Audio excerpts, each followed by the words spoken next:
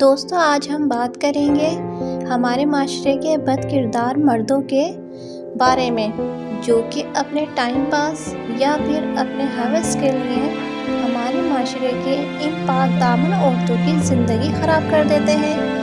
نہ صرف زندگی برباد کر دیتے ہیں بلکہ کبھی کبھار تو اپنی زندگیوں سے ہاتھ دھو بیٹھتی ہیں۔ تو دوستو آج شروع کرتے ہیں اپنی اس کہانی کو، جسے سن کر آپ سبھی کے ہوش اڑ جائیں گے۔ دوستو ایک لڑکی کے موبائل نمبر پر ایک انجان نمبر سے کال آئی۔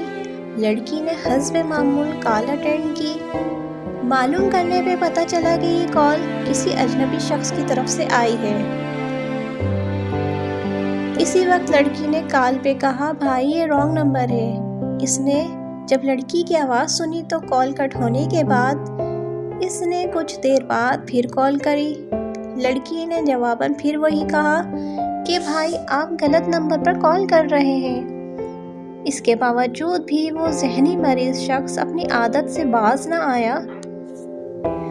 اس نے تیسری مرتبہ پھر کال کی، مگر دوستو بدقسمتی سے وہ فون جو لڑکی خود ہی ایک سائڈ پر رکھ کر کہیں گھر کے کام میں مصروف ہو گئی تھی، اسی لیے ان کی ساس نے فون اٹھایا۔ آگے سے پھر اس شخص نے بات چیت شروع کرنے اور کہا کہ تم مجھے پسند ہو کیونکہ آپ کی آواز بہت پیاری ہے۔ اس وقت تم کہاں ہو؟ میں تم سے ملنا چاہتا ہوں۔ اس کی ساس نے جب اس اجنبی کی پوری باتیں سنی تب اس نے فون ایک سائڈ پر رکھا، من ہی من میں سوچنے لگی، یہ کیا ماجرا ہے؟ یعنی کہ میری یہ بہو تو بد چلن ہے۔ اب یہ 2 ٹکے کا آدمی پھر باز نہ آیا اور میسج پر میسج کرتا رہا۔ اس بیچاری کو تو خبر ہی نہیں تھی کیونکہ وہ گھر کے کاموں میں مصروف تھی۔ کچھ دیر بعد اس لڑکی کا شوہر جب گھر آیا تو اس کی ماں یعنی لڑکی کی ساس نے اسے اپنے پاس بلایا اور اسے بہو کے بارے میں ساری سٹوری بتا دی۔ یہ سن کر بجائے وہ تحقیق کرتا، اس نے اسی ٹائم اپنی بیوی کو مارنا شروع کیا۔ اتنا مارا کہ اس بیچاری کو تو خون ہی خون کر دیا۔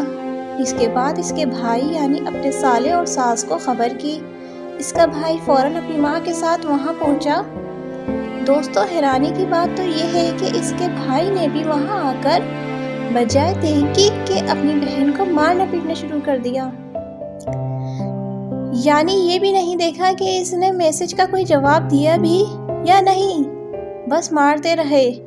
وہ تو بیچاری پہلے سے ہی ٹوٹی پھوٹی ہوئی تھی، کیا کر سکتی تھی؟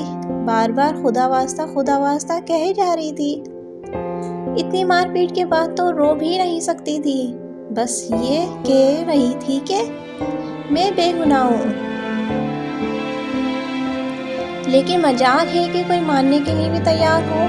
بالآخر اس بیچاری لڑکی کو ایک آئیڈیا آیا۔ اس نے اپنی ساس کو مخاطب کرتے ہوئے کہا کہ میرے پاس تو اللہ کے سوا اور کوئی گواہ نہیں ہے، وہی مجھے دیکھ رہا ہے۔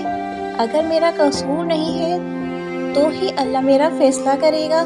اس کے بعد وہ اٹھی، رو رو کر پہلے وضو کیا، اس کے بعد قرآن شریف کو دونوں ہاتھوں میں اٹھایا اور بولی، اگر میں گنہگار ہوں تو یہ قرآن فیصلہ کرے گا، اور اگر میں بے گناہ ہوں تب بھی اللہ حاضر ہے، دیکھ رہا ہے سب کچھ۔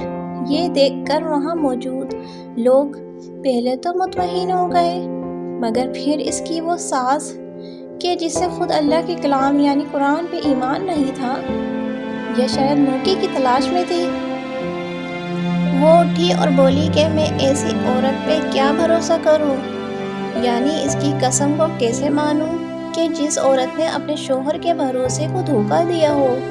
اس کے بعد بھی وہ مطمئن نہ ہوئی، یعنی کہ ماں نے اپنے بیٹے کو اتنا پاگل کر دیا کہ اس نے اپنی پاک دامن بیوی کو 3 بار طلاق کہہ کر اپنی زندگی سے الگ کر دیا۔ تو دوستو اس کہانی سے معلوم ہوا ہے کہ ایک طرف تو ہوس کے پجاری مرد ہے ہی، لیکن اور دوسری طرف کم ظرف وہ ساسیں جو اپنی کسی پرانی دشمنی کی وجہ سے اپنے بیٹوں کے گھر برباد کر دیتی ہیں۔ دوستو، کہانی کا مطلب یہ ہے کہ آپ کچھ بھی کرنے سے پہلے تحقیق ضرور کیا کریں، ورنہ آپ کی ایک غلطی کی وجہ سے کسی کی زندگی تباہ اور برباد ہوگی۔ اگر آپ سب کو میری یہ ویڈیو پسند آئی ہو تو اس ویڈیو کو لائک کریں، چینل کو سبسکرائب کریں اور زیادہ سے زیادہ آگے شیئر کریں۔ آپ سب کا بہت بہت شکریہ۔ اللہ حافظ۔